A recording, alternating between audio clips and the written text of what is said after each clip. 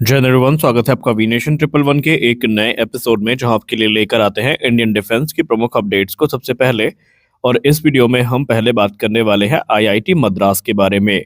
IIT Madras जो कि हाल ही में ऑलरेडी जो रैमजेट पावर्ड आर्टिलरी सेल्स हैं, इनको लेकर काफ़ी चर्चा में है, तो वो यहीं पे रुकने वाले नहीं हैं, बल्कि आईआईटी मद्रास ने एक और बड़ा सरप्राइज दे दिया है। आईआईटी मद्रास की तरफ से ये कहा गया कि वो इस समय जो आर्टिलरी रॉकेट हैं उनकी कैपेबिलिटी को भी बूस्ट करने वाले हैं। जहां पर पहले आईआईटी मद्रास की नज़र है भारतीय सेना में बड़ी संख्या में डिप्लॉयड 122 के रॉकेट को फायर करने वाले BM-21 ग्रैड सिस्टम। जी हाँ, BM-21 ग्रैड, जिन्होंने अलग अलग युद्धों में अपनी भूमिका को सुनिश्चित किया है, उनको अपग्रेड एक मिलने वाला है। और ये अपग्रेड मिलेगा आईआईटी मद्रास की तरफ से, जहां पर उनके लिए 122 के विशेष रैमजेट पावर्ड रॉकेट्स को तैयार किया जाएगा। ये जो मूव है आईआईटी मद्रास का, इसके चलते BM-21 ग्रैड सिस्टम के रॉकेट की रेंज न सिर्फ बढ़ेगी, बल्कि उनकी कॉम्बैट इफेक्टिवनेस भी काफ़ी ज़्यादा बढ़ जाएगी।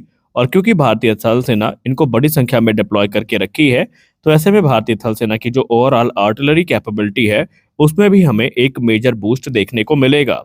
यहाँ पर आईआईटी मद्रास सिर्फ BM-21 ग्रैड तक ही नहीं रुकने वाली है, बल्कि उन्होंने स्पष्ट कर दिया है कि सेम टेक्नोलॉजी 214 के जो पिनाका रॉकेट सिस्टम है, उनमें भी अडॉप्ट की जाएगी। यानी आने वाले भविष्य में पिनाका रॉकेट्स की जो रेंज है, जो उनकी लेथैलिटी है, वो और भी ज़्यादा बढ़ने वाली है। और इसको बढ़ाने की जिम्मेदारी स्वयं आईआईटी मद्रास ने ले ली है।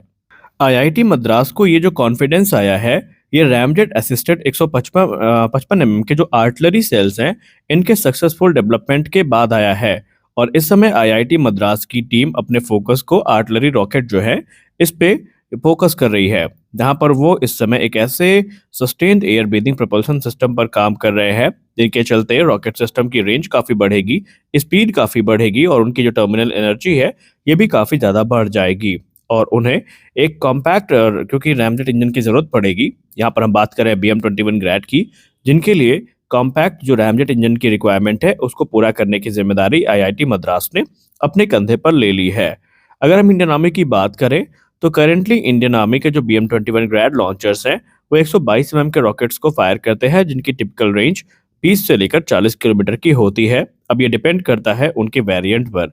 लेकिन अगर हम रैमजेट पावर्ड असिस्टेड रॉकेट की बात करें, तो आईआईटी मद्रास के जो वैज्ञानिक हैं, उनका ये दावा है कि इसके इंटीग्रेशन के बाद जो रॉकेट की रेंज है, वो कई गुना ज़्यादा बढ़ जाएगी, उनकी स्पीड भी काफ़ी बढ़ेगी। और सबसे खास बात तो ये है कि ये BM-21 ग्रैड को एक ऐसी एबिलिटी प्रदान करेंगे, जहां पर वो सेफ डिस्टेंसेस में रहते हुए भी एनिमी को अच्छा खासा नुकसान पहुंचा पाएगा। और सबसे खास चीज़ तो ये है कि अब बहुत सारे लोगों के मन में ये प्रश्न भी आ सकता है कि अगर हम ये अपग्रेड करेंगे, तो कहीं इसका जो प्रभाव है, वो हमें BM-21 की मोबिलिटी पर या दूसरी जो कैरेक्टरिस्टिक्स है, उन पे तो नहीं पड़ेगा।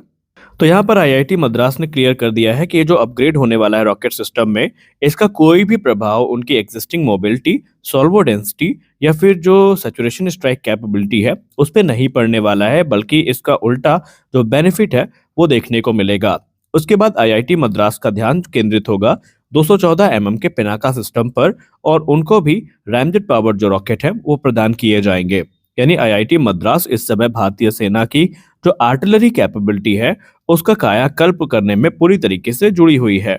आप आईआईटी मद्रास के इस कदम को किस प्रकार से देखते हैं, कमेंट सेक्शन में ज़रूर बताएं। क्या आप भी मानते हैं कि ये एक नया रेवोल्यूशन है जो आईआईटी मद्रास लेकर आ रही है? अगर आप सहमत हैं, तो कमेंट सेक्शन में ज़रूर बताएं। अगली रिपोर्ट में हम बात करने वाले हैं डसाल्ट एविएशन को लेकर आई एक महत्वपूर्ण रिपोर्ट से। देखिए, अब क्योंकि तस्वीर क्लियर हो चुकी है कि राफेल आ रहे हैं, तो एक बार फिर से भारत में जो इनकी तैयारियां हैं, ये भी शुरू हो चुकी है। आपको याद होगा 2023-24 में एक रिपोर्ट हमें काफ़ी सुनने को मिलती थी कि जब एमआरएफए फाइनलाइज किया जाएगा या राफेल का निर्माण भारत में किया जाएगा, तो नागपुर की भूमिका उसमें काफ़ी महत्वपूर्ण होगी। और अब इस पे हम ये कह सकते हैं कि कार्य शुरू हो चुका है।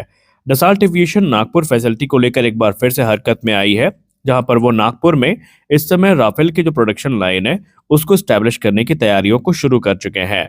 नागपुर को लेकर डसाल्ट एविएशन का ये मानना है कि यहाँ से हम तकरीबन 24 राफेल फाइटर एयरक्राफ्ट एनुअली बना सकते हैं।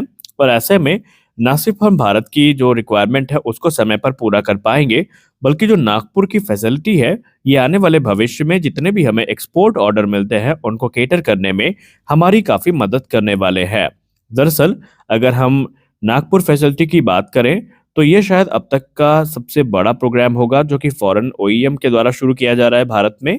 हालांकि यहाँ पर सिर्फ कोई एक इंडस्ट्री विकसित नहीं की जा रही है, बल्कि पूरा इंडस्ट्रियल इकोसिस्टम तैयार किया जा रहा है, जहाँ पर फॉरेन और डोमेस्टिक जो दोनों एयरस्पेस फर्म है वो मिलकर काम करेंगी और राफेल की जो ग्लोबल सप्लाई चेन है उसमें अपनी सहभागिता को सुनिश्चित करेंगी।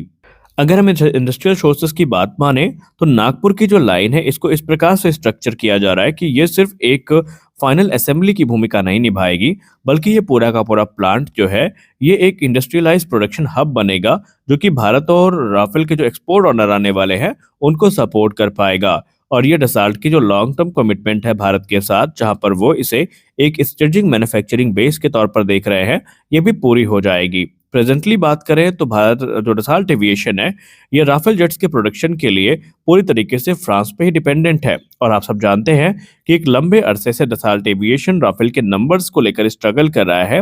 हालत तो ये है कि एक बीच 2025 के अंत में ही कुछ रिपोर्ट्स ऐसी सरफेस हुई थी जहां पर कुछ पोटेंशियल बायर्स जिन्होंने ऑलरेडी ऑर्डर्स को प्लेस किया है वो या तो नंबर्स को कम करते नजर आए थे, या तो ये डील से बाहर होने तक के बारे में विचार कर रहे थे। यहाँ पर बिल्कुल भी हम राफेल की कैपेबिलिटी पर सवाल नहीं उठा रहे हैं। उनको जो नाराजगी थी वो इनके प्रोडक्शन रेट से थी। दरअसल वेटिंग लिस्ट इतनी लंबी है कि कुछ कुछ देशों को तो 4 से 5 साल या उससे ज्यादा का भी वेट करना पड़ रहा है एयरक्राफ्ट के डिलीवरी के लिए। और ये समस्या डसाल्ट एविएशन के लिए काफी भारी है, क्योंकि राफेल की जिस प्रकार की लोकप्रियता बढ़ रही है, अब यहाँ पर कुछ टुटपुंजिये थे, कुछ चिरकुट लोग थे जिन्होंने मिस इन्फॉर्मेशन कैंपेन के चलते इसको कम करने का प्रयास जरूर किया था, लेकिन जो कैपेबल फाइटर होते हैं उनकी कैपेबिलिटी ऐसे ही नहीं छुपती। और डसाल्ट एविएशन का राफेल फाइटर एयरक्राफ्ट एक ऐसा ही एयरक्राफ्ट है। और भारत से क्योंकि इनको काफी बड़े ऑर्डर मिले हैं, इसीलिए फ्रांस भी दिल खोल कर भारत में इन्वेस्ट करने के लिए तैयार है। वो तो इतने कॉन्फिडेंट है, उनका कहना है कि ना सिर्फ F4 स्टैंडर्ड बल्कि भविष्य में F5 स्टैंडर्ड का निर्माण भी भारत में किया जा सकता है। हालांकि इनिशियली F5 स्टैंडर्ड भारत में इतनी आसानी से नहीं आएंगे, वो फ्रांस में ही बनाए जाएंगे, लेकिन लेटर ऑन जो चीजें हैं ये भारत में ट्रांसफर करी जाएंगी। यानी ऑलरेडी आप ये कह सकते हैं कि नागपुर में तैयारियां शुरू कर दी गई हैं और बस इस समय इंतजार है कॉन्ट्रैक्ट फाइनलाइज होने का। एक बार जैसे ही कॉन्ट्रैक्ट फाइनलाइज होता है तो फिर आगे चल के आप देखेंगे कि किस प्रकार से डोमेस्टिक और डसाल्ट एविएशन जो कंपनी है ये मिल करके राफेल फाइटर्स का निर्माण करती है। आप इस कोलैबोरेशन को लेकर किस प्रकार से सोचते हैं? क्या आपको लगता है कि ये एक नया रेवोल्यूशन लेकर आएगा और इसका बेनिफिट भारत को लॉन्ग टर्म तक मिलता रहेगा? आप इस डील को और राफेल की नासिक प्रोडक्शन लाइन को लेकर क्या सोचते हैं? अपनी राय कमेंट सेक्शन में जरूर दें। मिलते हैं अगले वीडियो में कुछ और अपडेट्स के साथ, तब तक के लिए जय हिंद।